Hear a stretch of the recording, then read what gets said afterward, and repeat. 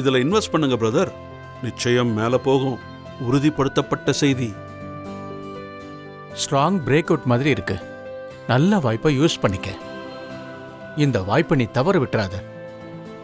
நானும் அதுதான் யோசிக்கிறேன். ஆனா அதிகமா யோசிச்சா பின்னாடி வருத்தப்படுவ. என்ன கணேஷ், சரிதானே? ஆமா, நானும் இதை வாங்க போறேன்.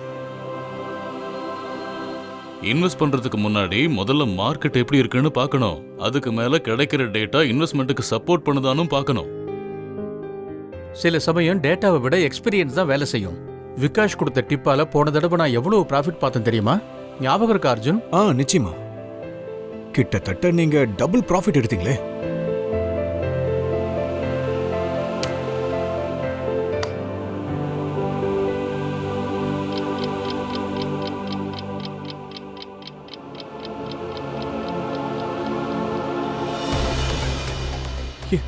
இது என்னது? என்கிட்ட இருந்து எல்லா பணமும் போயிடுச்சு. நீங்க அவ்வளவு உறுதியா சொன்னீங்களே, நான் உங்களை கேட்டு தானே இதெல்லாம் பண்ணேன்.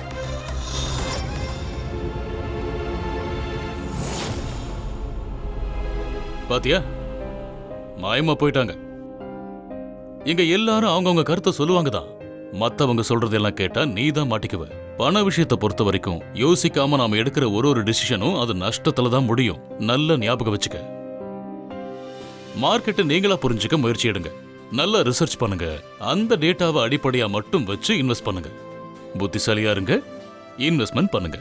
An investor awareness initiative by SEBI.